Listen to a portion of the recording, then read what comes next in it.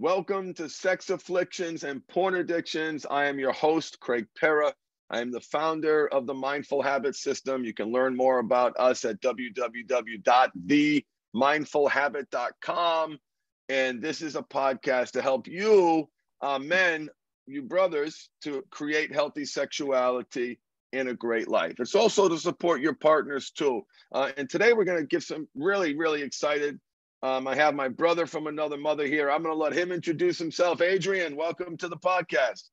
Hi, thank you for having me. My name is Adrian Sztobryn. I'm from Poland. I work in the Mindful Habit team since 2013 as a recovery coach. And in my own country, I'm also a psychologist, and I have a postgraduate degree in sexology. And today we're going to talk about something that's very exciting for me, which is the topic of sexual health. Yeah, thank you. It's when I was there's so much to learn. There's so much to learn on this topic. And let's start. Thank you for being here, Adrian. And what my hope is today is you guys who are listening, the goal has to be sexual health. Too many people are stuck on sobriety. I'm trying to not do something. It's a valiant effort. I support that effort. I want you to be healthy, you to be happy, however you define it. But, and this is like a but, if you don't have a model, a framework for sexual health, and if you don't move from sobriety to sexually healthy, I'm sorry to say, you're only going to find yourself returning to old bad habits. And so I hope that this gives you some ideas to start thinking about, what do you want this part of your life to look like? This part of our lives impact our mind, our body, our spirit. It just touches all three of those important areas for a lot of people. So let's start with the basics, Adrian. What is sexual health? So sexual health is defined as a state of physical, emotional, mental, and social well-being that is related to sexuality. So it's not just the absence of disease, dysfunction, or infirmity, which means that it's not about what you don't do, right? It's not about not doing the thing or not having a problem. It's about creating well-being in this area of life, mental well-being, emotional well-being, physical well-being.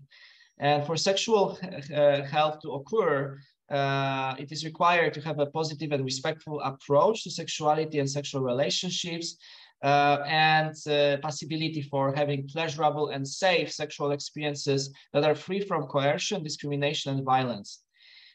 So in order for that to happen, also, all sexual rights of people should be respected and protected and fulfilled.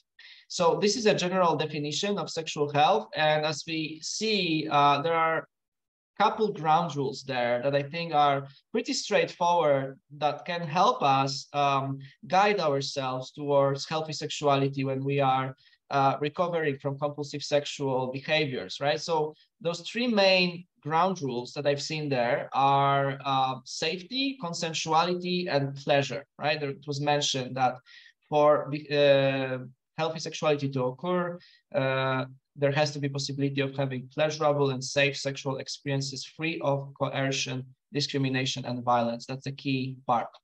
So those three ground rules are really important. And I think we need to reflect on how our actions are violating those ground rules, if they are violating them in any way.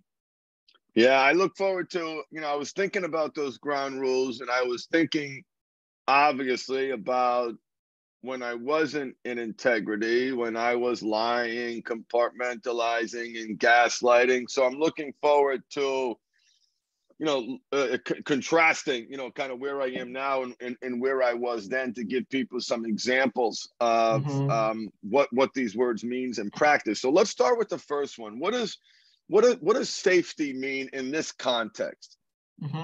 Right, and this will be not a written definition from some kind of workbook. This will be my understanding of those ground rules. So guys, always take it with a grain of salt. But my understanding of it is that safety means that we are physically and emotionally away from harm, right? We are free from harm in terms of our integrity of the body. So there is no, no physical attack that's happening on our body that could hurt you or somehow destroy the integrity of your body. You're not going to catch a disease, right? Because of that contact. And you have also emotional or psychological safety. So there is no coercion, manipulation, and abuse involved in this behavior. That's psychological safety. That would be my broad definition of what safety means. And so if someone is out there, lying and cheating on their wives and aren't practicing safe sex, that would be an example then of not only is the person exposing themselves to the threat of disease, they also run the risk of bringing that threat of disease back home to their partners. And so that behavior would violate that safety component. Is that a fair understanding? Yes, I think so. First of all, that would be a behavior that is unsafe for that person that's involved in the behavior, right? Because they can catch an STD and suffer because of that, and their body will be affected. So there is no physical safety there. But also safety of others could be affected if they are not informed or if we have unprotected sex with them, right? I would say there's another rule there of consensuality that this behavior could possibly violate as well. If the other person doesn't know that you have disease and you have sex with that person, that really makes it hard for that person to be fully kind of consenting to the behavior because they don't understand what will be the consequence of that behavior for them. Well, they don't even know, right? In our example, right, exactly. the partner doesn't even know. So she's not, and typically we work with men and women. But so tell me more about the consensuality. Does that mean someone's in integrity? They're being honest? Well, I guess it can mean a few things, right? It can mean, I'm thinking of the examples of the guy who, and we've got awesome clients who are trying to better themselves. And some of the patterns guys fall into through misogyny, through poor training, through, not holding themselves to a high standard. I work 6 days a week. I demand sex. That's my reward. That's what I deserve as a man. And there's an element of coercion, and the wife's trying to honor her obligations. She's trying to do what she thinks, he wants. But truth be told, she's being pushed. She's, boundaries are blending. There's no, if the woman says no, the guy stops, right? He stops. But there's that, it's all on a spectrum, right? So is that what this is? This, consent, does that coercion or pushing blur that consent boundary? Is that a fair understanding? In my understanding, that would be more a breach of a safety rule, of sexual health, because there is no emotional safety if we try to coerce a person or manipulate a person. So that's, psychologically unsafe and potentially abusive, I would say. When it comes to consensuality, for me, that means conscious agreement, right? Yes. Conscious agreement and, conscious, and in that sense that this person has all the information it needs and it has the maturity and brain power also to make that decision. And when I'm speaking about that is because there is this big debate around, sexuality around teens and children, and it's obvious for people, that children cannot give full consent because their brains and their personality isn't developed yet, and it is, they don't know what will be the consequence of the behavior, so it's hard for them to make like a fully consensual decision. And that's why any type of sexuality, I'm speaking about obvious things, but any type of sexuality with children is unhealthy and is breaching this rule of consensuality there. Or if you are fully able and you're having sex with a person that is, for example, having some kind of mental disability. Yeah. Yes, intellectual disability and so on. That will be also breaching that rule of consensuality there. Of course, there is discussion. There are different positions on that, but to make it crystal clear, in my own understanding, consensuality means fully conscious agreement of a mature, developed person. And it cannot happen if that person doesn't have full view of what's happening. They don't have all information about the situation. It cannot happen, obviously, that person says no and the other person doesn't care and keeps going, right? Or if that person says nothing and doesn't show any sort of interest, but the other person keeps going, right? Or if that person is unaware or under influence of some kind of substance, like maybe a drug or alcohol. Right. That's why most of those behaviors that are breaching the rule of consensuality are punishable by law because they cross the boundaries of other people very violently. Yes. And they take advantage of those other people. So that would be, and one more thing of some behaviors that are non-consensual quite often is in the sexual realm. If someone is a voyeur and looks at people that are unaware of it, right? Like puts webcams or something, in their homes, or if someone is exposing themselves to others, right? They didn't consent. They didn't agree to have a sexual show at the moment, and yet it happens, and it can be quite traumatizing for those people. So all those behaviors are breaching that rule of consent in terms of sexual health. Now, there are certain behaviors that are, some people consider them an ethical issue that I'm not sure if they are breaching the rule of consent. For example, I don't know what you think, Craig, in terms of what I explained and this rule of consent around pornography use if the partner disagrees, right? If the partner disagrees, but the other person watches pornography, would that still be a breach of consensuality in your mind? If one person is using pornography and the other person doesn't know about it, would that breach the consensuality? Doesn't know or doesn't agree?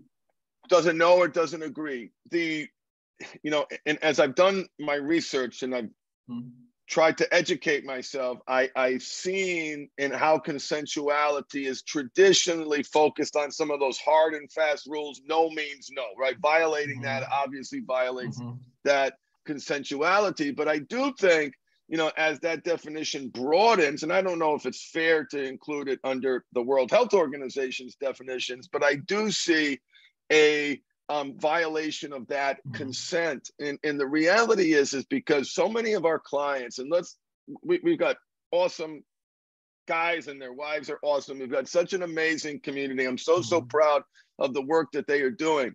The wives didn't sign up for this. They didn't know.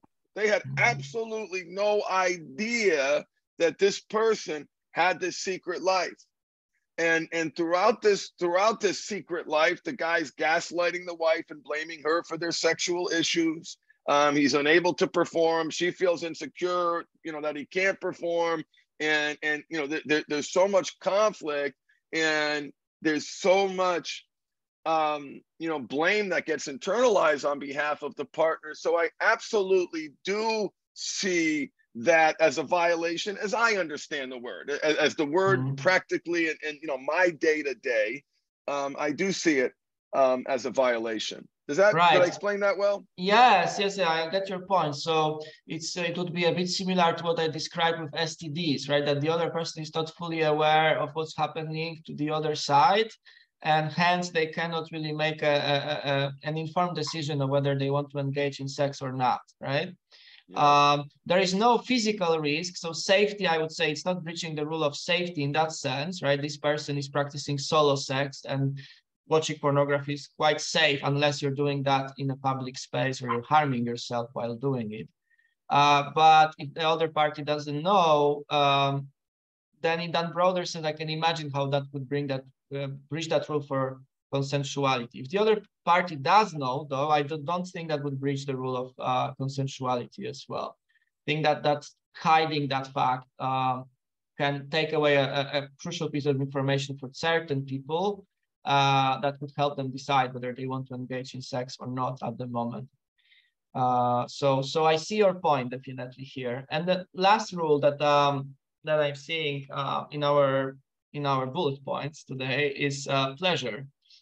So that ground rule of pleasure, and I think that's very often gets misunderstood, misconstrued. There is this I would say resistance towards seeing pleasure as integral part of sexual health. So here, what I think is important is to just recognize that healthy sexual behaviors are pleasurable, which means if you are suffering after your sexual experiences, if you feel worse than ever after what happened, right, or during the act, shame, right?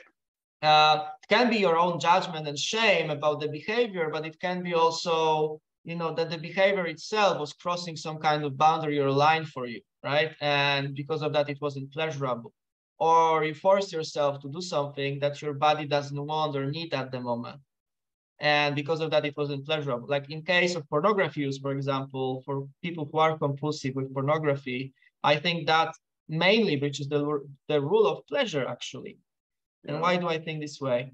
Because compulsive pornography use is not done because you are horny and want to have an amazing sexual experience. It's done because you're feeling anxious, because you're angry, because you're frustrated, because you want to run away from your feelings. That's how I understand compulsion, right? Yeah. So, and because you do that and it doesn't come from the need of your body, you are oversaturating yourself with certain impulses, and it just drain energy. And it I would say, for me, at least in my experience, it was definitely breaching the rule of pleasure. It wasn't pleasurable. I felt depleted. I felt depressed. The porn binges themselves were very unsatisfying, actually, but I felt this compulsion, this must, I have to do it because I don't know what to do with my feelings at the moment. And this is not what my body needed. This is not what my body wanted. So there's a big difference between, experiencing even some kind of erotica or adult material, as a form of pleasuring yourself, maybe with your partner, preferably with your partner, right? And as a way to escape from yourself, from your feelings, from your trauma, from your anger, from your low self-esteem. I would consider that breaching the real rule of pleasure, for sure. And I'm thinking, Greg, as you're listening, what are your thoughts on that? Yeah, no, I agree. And I was thinking about a couple of my behaviors as you were talking historically. One was the adult bookstores. When I would go to the adult bookstores and either masturbate in one of the video booths or hook up with somebody. These were dark places. And while there may have been a pang of pleasure, the overall experience left me feeling dirty, left me feeling disgusting. It would take me days to recover from the shame. The shower couldn't wash off the filth and the smell. I remember it being a very, very shameful activity. It wasn't pleasure seeking. It wasn't even, I don't think you could even call it hedonistic. To me, it fell in that category. And I'll talk about this from the porn perspective, self-harm. Yes. The net result was self-harm. It wasn't me feeling good, enjoyable.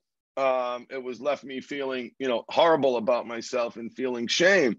And so, and the same was true about pornography. It wasn't a pleasurable act. And I see a lot of guys, they come in and their mindset is, they're addicted to pleasure. They can't, stop at the pleasure. And there's this notion that this is hedonistic behavior.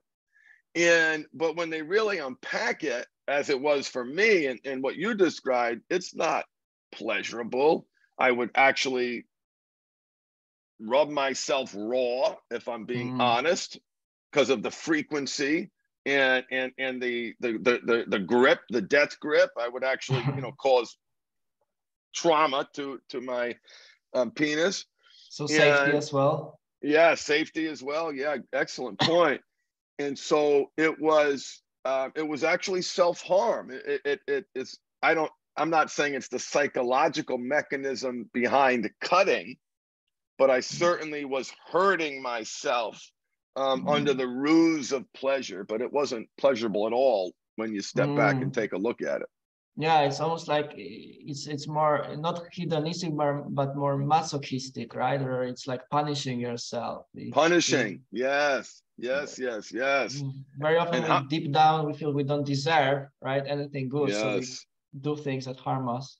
Yeah, and I wondered, by a show of hands out there in whatever land you are, listening to this, are you in the pleasure category, or are you actually causing pain? Is this if you're here, that may be alone an indication that your mind is trying to get your arms around what you're doing. But think about that. Is this pleasure-seeking activity, or are you actually causing harm to you physically, to your body, as I talked about with the death grip, or feeling shame and feeling dirty and disgusting after you've done this act? Is it making your life better? Is it making your life worse? And that's why I like having this conversation, Adrian. I'm glad you brought it to my attention, because I think the more that we can help people, give them an idea and as a framework for healthy sexuality. So I'm researching for my speech that I'm giving in 2 weeks. I'm going to the Advancement in Men's Health Conference in Big Sky, Montana. I'm lecturing to physicians. I'm in the research. I got stacks of paper, everywhere. Shocking.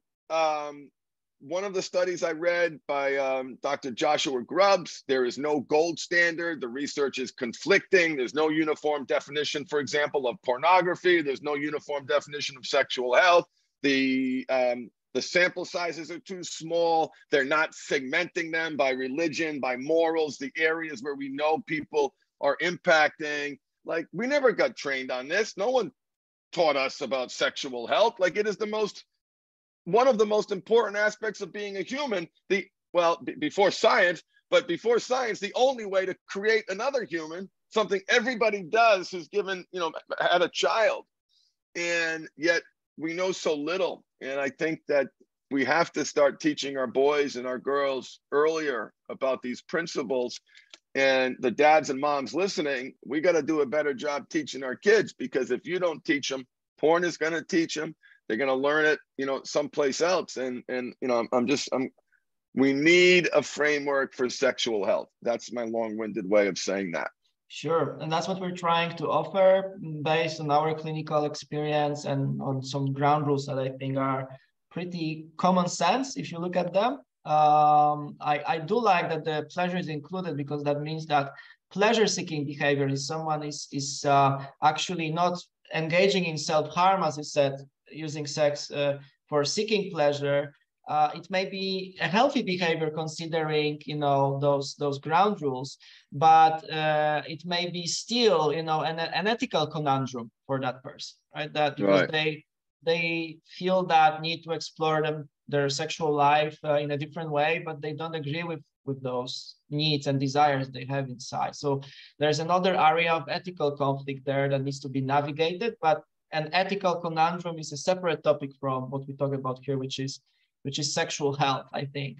One thing that comes to my mind, I have one but to what you said, Craig. I agree with everything besides one thing. What about guys that are, engaging in some kind of kinks or fetishes, and that's why they feel shame afterwards and they hate themselves? And even though the behavior wasn't probably unpleasurable or wasn't something negative per se, but because they have this judgment, they feel shame afterwards. Would that be also crossing the rule of pleasure for you? How they are experiencing that kink or fetish would be, I want to be very, very careful here, would be crossing the rule, because they're not getting pleasure from the act. They're feeling, deep shame. So, for example, religious shame. And I'll tell you a quick story. I had a client, a beautiful man, a pious man. He loved feet. He had a foot fetish, Adrian. So he spent years in religious-based counseling that shamed him, that demonized his love of feet, and basically brought him to low points where he had been suicidal. His wife's feet were completely off limits because that was the devil, and that was the sick fetish, and that was the perversion. And I remember, I was at the beach. I set healthy boundaries. I normally don't take these calls. There was something about the guy in the text messages back and forth that said, I want to talk to him. And to make a long story short, God loves feet. Like, what is wrong with loving feet? What is wrong with loving your wife's feet? What is wrong with massaging them and enjoying each other's company? It may be a little different than what you'd expect as a Christian, but just asking him questions and saying, "Hey, are you sure this is bad?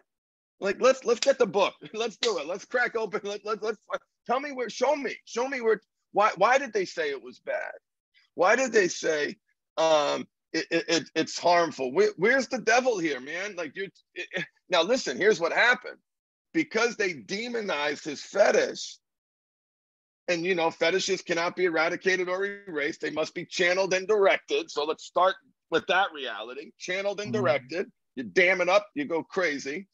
And so because of the therapy and counseling that he received, his wife's feet became off limits. So what did he do? He took it someplace else. He took it someplace else on the internet. He paid people for feet pits. He lied. He cheated. Right? And terribly regretful. And the solution wasn't, and I told him, I said, listen, I'm not going to tell you what you want to hear. Okay. I'm not going to tell you. I'm going to tell you what is. Here's the science. Here are some articles. I think I sent them an article written by Galen Faust and an article by Aaron, what's his name? Great researcher. Anyway, I'll if I remember, I'll put it in the comment section. But an article on kink, an article on fetish. And to make a long story short, he and his wife lived happily ever after. Every once in a while he reaches out and he calls me, and he still remembers that phone call where I, like, instead of like, oh yeah, let's fix this problem, I was like, tell me again why that's a problem. And it was the first time anyone in his life had offered him that perspective. Every professional that he went to see, that's your sex addiction. That's the disease right there. That's not normal behavior. That was demonized. All he needed was a little nurturing, a little redefining, a little channeling and directing, and of course, healing the trauma from his poor wife had been through. Because all these secrets, all the lying over the years, I will never, ever, ever forget that man. And I hope he's listening, because it was such a, like, to me, like, wait, they told you what? Wait, why did they say that? Where's the basis for it? Where's the teaching? Give me the dogma. Give me the scripture. Give me, like, let's help me understand it, because I don't understand if a man loves his wife's feet and he enjoys them and gets sexual pleasure from looking at them and rubbing them. Who cares? Anyway, that's what comes to mind. So I get that. This is a very powerful story, Craig. Thanks for offering that, because it shows how his behavior had potential for meeting all of those ground rules of safety, consensuality, and pleasure, if his partner is up to that, right? And then you have safety, consensuality, and pleasure. But because of those internalized judgments and because of certain perspectives, it was definitely crossing the lines of healthy sexuality, right? And just the perspective shift that you offered allowed the behavior to come back to those ground rules, to make it consensual, right? There is honesty, there is consent of both parties involved, right? Both adults are deciding that they want to experience that also.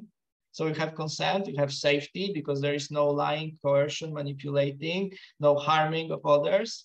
And you have pleasure that comes out of experiencing your sexuality in a non-judgmental, happy, and ethical way, actually. I get choked up thinking about that case. and thinking about, I remember either he didn't send me he sent me a picture of them together. And then he said, you can't see it because I cut it off, but down below,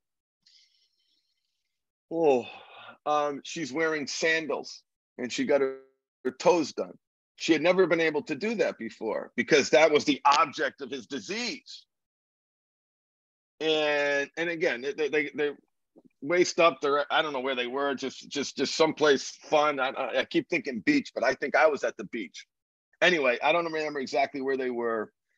But he told me later on that she had sandals on and she no longer felt like dirty. She no longer felt disgusting. She was able to receive his love in a healthy, in a constructive way, consistent with those three rules: safety, consensuality, and pleasure. And listen, Adrian, that we get that all the time. We get that all the time. I get the fetish, I got my fetish brothers. I call them my fetish guys. Their behaviors have been demonized. Because they've been demonized, they have like stuffing a sausage. It starts coming out in squirrely ways that are unhealthy, that do violate those boundaries. When they're able to understand that part of themselves and accept that part of themselves and not diseasify that part of themselves or demonize that part of themselves, they're able to channel and direct that energy into creating safety, consensuality, and pleasure. And it's one of the reasons listen, people get mad when I talk about this because I always get a comment: how dare you criticize 12 steps, or how dare you criticize this treatment philosophy. And as I'm preparing the speech for physicians, I'm just going to be me. I'm just going to speak my truth. I'm going to support it with evidence. I'm going to share with them the problems with that model. And this is something we should talk about. There are genuine areas where people are being harmed. And the fetish brothers is definitely one of those categories where people are being harmed by their treatment providers who are diseasifying or demonizing that behavior. And it's really sad. Yes, I hear you on that. I think that we need to elevate our standards, of providing good help, good service. That means reading research, being on top of, what are the current, realizations in the field. So what is the consensus at the moment, and that connected with our own field experience or clinical experience can create, I would say, quite a good perspective on the topic. And I believe that, when it comes to sobriety, if you focus on sobriety itself and you want to be free from addiction, then you get away from something, but what you're left with is nothing. It's like if you want to learn how to eat healthy, you don't starve yourself to death. You practice healthy eating every single day, right? Yeah. And there are some ground rules for healthy eating, a little bit clearer and easier probably than for sexual health. Yeah. But still, if you want to have a healthy sexuality, you want to experience it in a way that's really amazing, fun, joyful, ethical, then you need to practice it. And that means including those rules in your life, learning about sexuality, educating yourself, and sometimes switching or changing perspectives a bit. So I definitely feel that this is such an important field. And you guys, if you ever struggle with your sexuality, ask yourself, is my behavior breaching those rules? Am I crossing any lines, when it comes to sexual health? In which way I am crossing them? Is this an ethical problem I'm having, for example? Always reflect on your behavior first and then decide, what kind of help you want to receive. Do you want to have help from people who are trained in the field, who have scientific knowledge, who have proven tools that we have in the Mindful Habit? It would be a bit self-serving now, but we have that in the Mindful Habit. Or do you want to have treatment that is based on an outdated, frankly, philosophy?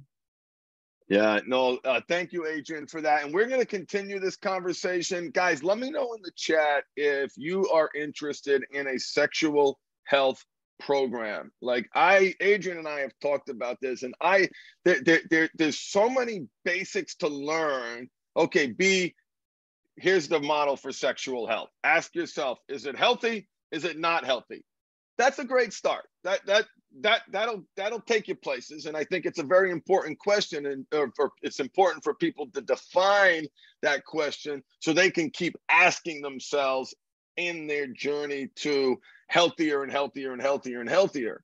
I also think having this foundational knowledge and understanding these principles and understanding the ethical conflicts and understanding all the different things we talked about, like, this is the area that we as people know least about, and it is one of the most impactful. It's certainly impactful for creating a sustainable, happy, healthy relationship.